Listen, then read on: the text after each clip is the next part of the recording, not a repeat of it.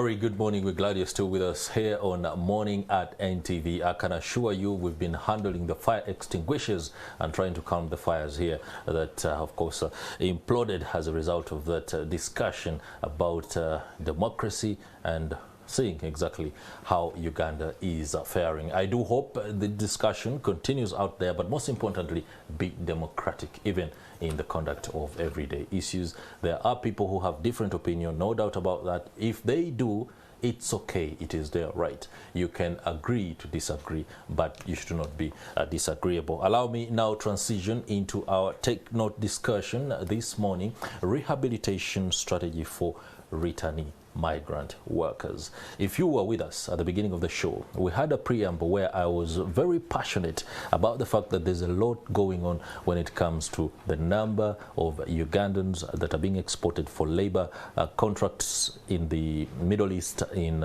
Eastern Europe, and any other place, including North Africa. Now, what is emerging is a grim trajectory of distress, both mental, psychological, and physical. The situation is not good. Joining me on the show to help us understand what is happening and how exactly this can be addressed is Katende.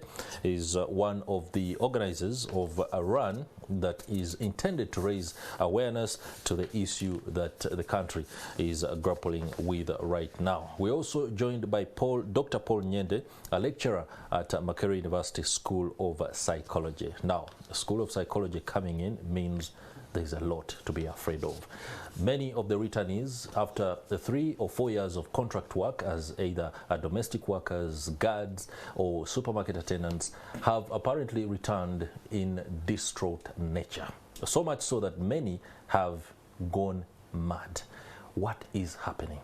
Katende, you're organizing a run that is intended to raise awareness to what is happening. Before I get to the dynamics of understanding what exactly is happening to Ugandans, especially the young ones that are going to the Middle East, Eastern Europe, and all these other countries in the name of exportation of labor. What is the situation on the ground? What are the statistics? Take us through what is happening. Okay, first of all, thank you for bringing me here. You're welcome. I would like to thank NTV as well for having paid attention, because I've been following up with NTV. You're paying attention to this issue of migrant workers. It is a very sensitive issue to the country currently. You realize that Uganda exports over 2,000 people every month to go abroad to work. 2,000 every month. 2,000. Currently, you have over 300,000 Ugandans in Saudi Arabia. And out of that number, you're going to realize that currently everybody in this country is seeing a different story in this case. And some of the challenges we are seeing that we've decided to look at is the mental health. We've had cases of very many Ugandans coming back here, and if they're either not psychologically affected, because I'm speaking out of experience, then they are mentally affected, or else they are physically affected. In their cause of trying to pursue a better life, trying to look for money outside Uganda, they have found situations that are not allowing them to come back in the better healthy conditions that they went with. And that is a situation you're seeing. This is a result of either at a workplace, their situation that they are not used to, a result of they have gotten themselves illegally moved to these countries, and then they face the law the other end. When the law comes in, you're going to find them deported. When they are deported, the brain is affected. Those who have gotten a chance to work, the working environment is hard. So when they reach here, nobody is paying attention. So they come into the society where we are. And in this society, they feel a certain sense of either rejection that keeps still affecting them. And all that is a mind that everybody is starting to look at and say, where's the problem? And that problem is what we've paid attention to for the past 4 years in this process. We've been looking at it as the former migrants in the first place, two, as Ugandans. And we've decided to say, let's start paying attention to this issue. If you are having out of 300,000 people or 2,000 that go every month, and you're repatriating over 500 back to the country, and of the 500 you're going to have over 200 who are either physically sick. Those repatriated on a monthly basis, or? Currently, if you pay attention to the stories, looks like government every month in the previous 2 months is having cases of over repatriating 500 people. Either they are being deported, or they are those that have mental problems and their parents are pursuing them to come back, or their family members. Then there are those that have just called in to say, find a way of making me go back to Uganda. And when they come back here, out of that number that you've just seen, even those that have been recently brought back, if you get time and you go and assess them, you're going to find they are not speaking things you can actually understand very well because of mental distress. Some of them are sick. Some of them have been raped at work. So they are all coming to join this society. And what do you think the society is going to do to them? The society is rejecting them. And that rejection alone adds more pain to their experiences. The end result is having psychological problems. Very distressing to listen to this very grim assessment of where we are right now. Dr. Paul Nyende, psychology here is at play, and in as much as I would like to, for example, say there is also a culture shock that could be responsible for some of the distress that many go through, it's evidently very minute a factor to be able to, to say it's responsible for the kind of distraught nature that many have evidently shown when they come back. You've interfaced with many, I believe, and you are perhaps crafting strategies with other stakeholders to see how you manage them. Take us through what you see and what we ought to know exactly. Thank you very much. I think I'd like to commend NTV for taking interest, and also commend Mr. Katende for the initiative. This is a growing problem. We have observed this for quite a while. I would think that there is more of a cultural problem, especially in the Gulf, after seeing a number of countries in Southeastern Asia withdraw the labor, and then there is a fallback to Africa. Our people prepared for the challenges that they are likely to face, especially in the region. Cultural shock, as you mentioned, is one of them. Our expectations as people travel are quite different. We are very hopeful, we are very excited, and then we find things are very different. The language, the food, the culture, the treatment that you face. And some, of course, have gone through extreme human experiences like rape, like being beaten, like being isolated. All these have significant impact on your well-being and adjustment. We also vary in terms of how well we can cope with stressful events. We are not all the same. And there are those who have a lower threshold and are likely to break down. The expectations were that they are going to make some money, and then you find that quite often they don't make the money they expected to make. Returning is also traumatic because you appear to be a failure. You've lost everything. Sometimes you've sold land to be able to go, and you're returning to relatives who are evaluating you as a failure. So either way, it is traumatic. I think we need to prepare our people better. That's one thing. I'm sure the trainings have not involved preparation at a psychological level, and also exposure to cultural shock. We have done some of the trainings for postgraduate students who are studying, who are going abroad, and unfortunately these people, like the domestic workers, I don't think they have that kind of training, and yet the environment they are going to is a little more gruesome. So preparations for going, and then also those who return really need extended rehabilitation, especially if they have signs of trauma. It's very, very poignant, and something that, of course, draws to what is no doubt a very grave crisis that we do face right now. But allow me engage Mr. Katende.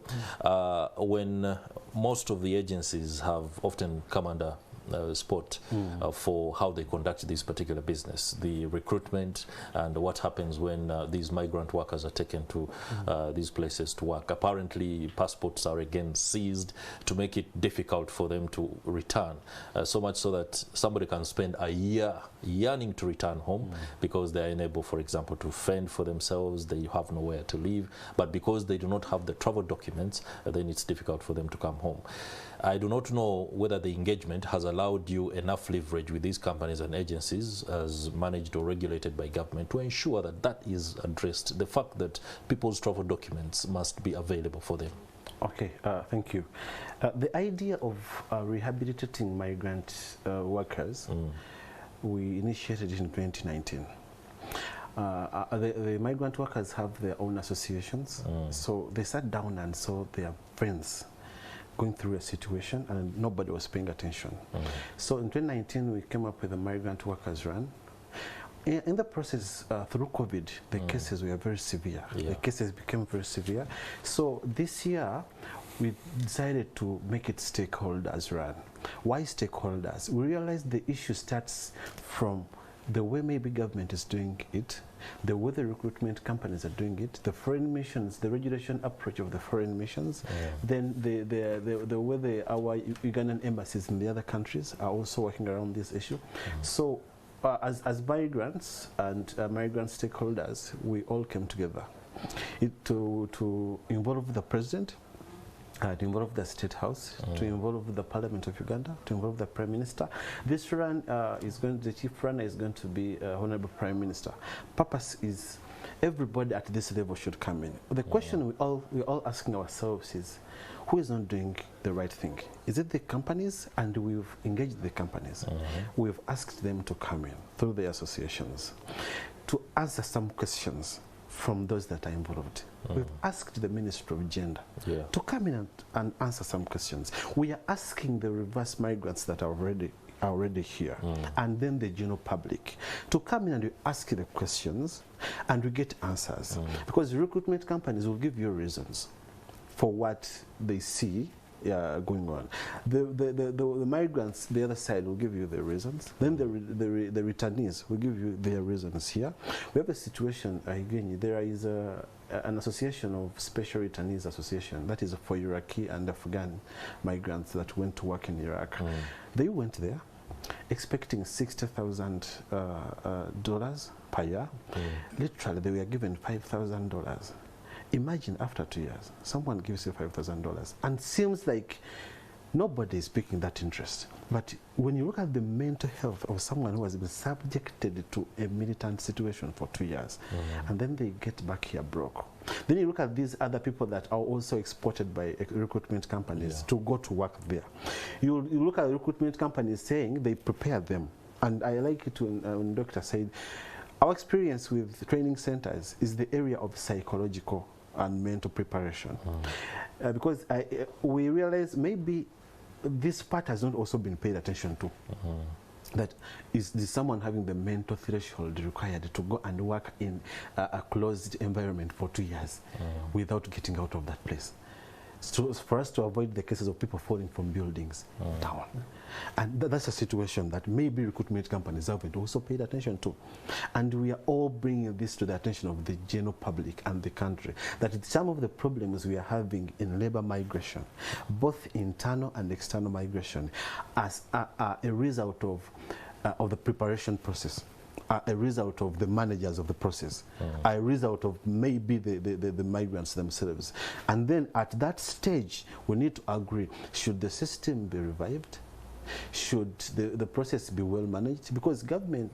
Of course, the urge is to have a process that is well managed and streamlined, but the actors have their own interests, and for those interests could be commercial. And when those interests are commercial more than social or for the well-being of the... then there is bound to be somebody who is willingly dropping the ball on particular aspects. So allow me ask Dr. Nyende on the preparation of migrant workers. There has been plans, for example, which are very controversial, that to check whether you have your organs as you're going out of the country, the presupposition is that when you return, they will do the same check to see whether you actually have them. That is even if you've returned alive, you know. Now, if you return and you do not have one of them, especially the one that is popularly taken according to reports, what happens after that? Is there a process of either engagement of the government, the other side, and the powers that be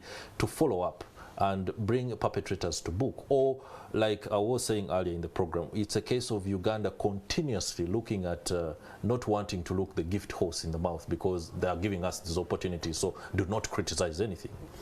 Right. I'm not competent to comment on the policy and on the process, but I would say that a loss of an organ is definitely very traumatic. Yeah, very traumatic. Discovered that you have an organ missing without your consent, I think it can be very difficult for you to cope with that.